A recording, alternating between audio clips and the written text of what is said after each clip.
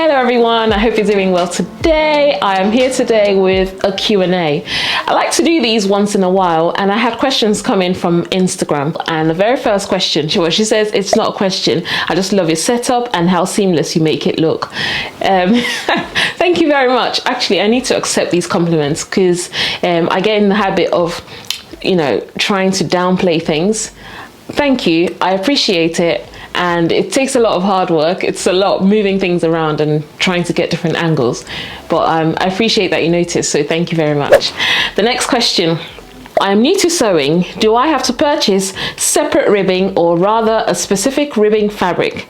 Fabric for necklines and cuffs, shirts and knit jersey fabrics? Yes. I actually had the same question when I was starting off. So jersey fabrics come in different weights. There are certain jersey fabrics that you can actually use. Those that are tightly woven. Or no, those are tightly knitted. Those ones you probably could get away with using them as the neckline and the cuffs ribbing. But then for the lighter ones, or the ones that you wouldn't really want to use as like for cuffs and for the neckline and even for the hem, you need to buy ribbing separately. Now there's a website where I used to buy ribbing from. What I'll do is, if I remember the name of the website, I will put the link to their website in the comment section or in the description box below, so you can look at the different ribbings that you can have for your designs. And I have this next one that says, good day ma'am, I need to buy an overlock machine. Can you advise me on the type I should buy? Overlocking machines, they come in different price ranges. They do air threading, some of them can cover stitch as well as overlocking. It depends on where you are in your sewing journey. If you know that like sewing is here to stay and it's not one of those things where you're like, oh, I'll just dabble in and dabble out, then I would recommend investing in a mid-price range one. Okay, I'll compile a list from Amazon, and I'll leave the link in the description box below so you can see some mid-price range ones or entry-level ones. But please, if you have access to a second-hand shop, Facebook Marketplace, eBay, and you feel comfortable doing it, do it please, because overlocking machines, they just overlock, right?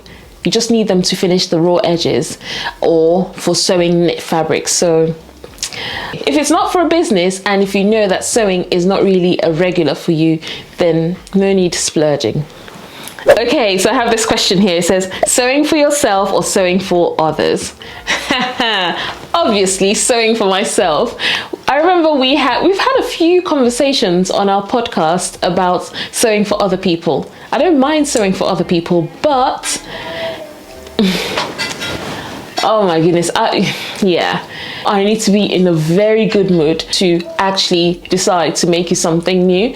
As long as I'm not sewing to alter your clothes or like make improvements or downsize your clothes, as long as I'm not having to do all of that, then I'm happy to make for other people, but I'd rather make for myself. Any day, anytime. Let me know in the comments section below if you prefer to sew for yourself or other people. So I have this question here by Priya, and it says, your motivation to gain your sojo back. I don't know. It totally depends. When I say sojo, I mean like sewing for myself, like sewing for pleasure, sewing just for self-care, sewing to relax. That is a type of sojo that I'm talking about, because obviously if I have a deadline that has to do with sewing, I have to do it. I just have to do it, and it's a job and it's work. But when it comes to sewing for myself, just for the pleasure of it, I really have to psych myself up. I know, I really have to psych myself up. What I do is I tidy up. I get the place looking nice and neat and tidy. It needs to look very welcoming and calming. I have my candle on. I'll probably charge up my iPad so I can have a movie or a series or even some YouTube videos that I can watch in the background. And I need to make sure that I've done all the things like cutting up fabric or pressing fabric, like prepping the fabric prior to actually sewing, because there are a few things that get in the way that would make me go, oh, I don't feel like sewing right now. So I make sure that I get rid of all those different stumbling blocks. And if I know that the sewing project, I've never made it before, something brand new that I have to learn, then I'll push it and push it and push it away. But in order to get my sojo to have a go at making those things or doing those things, I have to psych myself up, have some snacks, have wine. Yeah, I just have to have those things available, and it just kind of helps me to get my sojo back. Please let me know as well, what do you do to get your sojo back, or your mojo to do creative things, really? This next question says, do you do sewing classes in the UK? I used to in the past, but I don't anymore. But then I have a beginner sewing course on Domestika. I'll leave the link to it in the description box below. If that looks like something that you would like to try out, or if that sounds like something you'd like to try out, then please give it a go, because the reviews are quite nice and kind. So it's really good for beginners. This next question says, can a complete beginner sew the dress from your Domestika course? I'm so scared to start. The reason why I like this question is because I've been there before, and my answer to that question is 100% yes, because it guides you all the way from starting off with how a sewing machine works to actually creating your dress. So yes. This question is, are you still teaching, or do you now sew full-time? See, I would really love to say yes that I sew full-time, but I do not sew full-time. Sewing cannot give me 100% assurance for my livelihood and for that of my family, because there's no steady income from it. It comes and goes, it comes and goes. So it's a nice side hustle for me, and I like it this way. I teach full-time, but hopefully I would start teaching part-time. Hopefully things work out the way that I want them to work out. So for now, I teach Monday to Friday, and then Saturdays and Sundays here and there I do a bit of sewing, and if I have any deadlines or jobs, I would normally do them in the evenings after work till like bedtime. So yeah, I'm just juggling both of them, and don't even get me started on balance, because I don't know what that means. And I don't know how to get that for now. You do know what balance means, but no, not in that sense. Yeah. The next question says, how did you find your jean making experience? Now, the jean making experience, I really needed to psych myself up to get started, but the moment I started, I just enjoyed it. I learned so much from it. I'd done things that I'd never done before. I found the switching from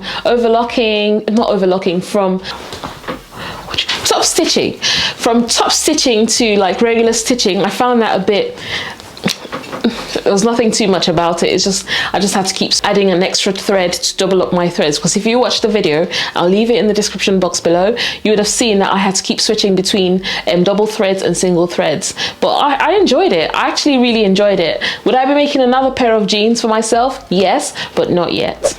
This next question says, please share recommendations for a camera, not bulky and takes sharp pictures and videos. I have this camera called the Sony ZV-1. That camera is very lightweight and it produces some nice pictures. The pictures are quite nice, but the only issue with that is you can't switch lenses, and I found that lenses are actually what gives you really sharp pictures. Not in all circumstances, but most times it's the lens that matters and not the actual camera body. So what keeps me motivated? What keeps me motivated? I think I'm quite a self-motivating person. Actually, I know that what keeps me motivated is when I see results, when I see things going well, when I see my family happy, when we're able to do the things we want to do, when we're able to like pay our bills. It just keeps me motivated to keep going. But motivation when it comes to like my health, being healthy, that's something that I'm working on. I've just lost the plot when it comes to my physical like well-being. Well, I guess when everyone's happy, it keeps me motivated to keep going. And when I say everyone, I'm talking about my family. When my family are happy, when everything's going well, I just get motivated to keep pushing through. Health-wise, I will keep you guys updated with the way that I'm getting on, because truth be told, I've just lost the plot. Next question, how are you finding life after sewing bee? Are you still teaching full-time? proud of you. Thank you so much. So kind of you. Thank you. I am teaching full-time now. I wasn't after the sewing bee. After the sewing bee, I tried out lots of different things. I guess in order to get a proper side hustle that pays, you've got to try different things, and you've just got to remove that fear factor. I eliminated fear. I tried so many things. I tried doing a weight loss program, consulting for other people. It didn't work out. I've tried so much. I've tried I've done things like sewing for people, which I really enjoyed actually, but I think COVID kind of put things into perspective for me and showed me that I actually really enjoy teaching other people, but then teaching online. It also showed me that I actually do enjoy my career, which is teaching. At the time, I think what was going on was I'd burnt out from my day job and I needed a break. So going back now with the sort of mindset that I have, I'm enjoying it. So life after the sewing bee is great. I'm just living, right? Oh, this one says, not a question, I'm just in awe of you. Such an inspiration. Thank you so much.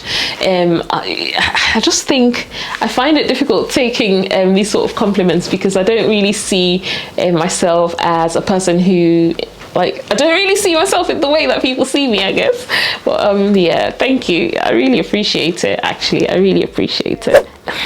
This next question, can you give any advice to a beginner sewing clothes, a beginner who's trying to sew clothes, or a beginner to sewing clothes?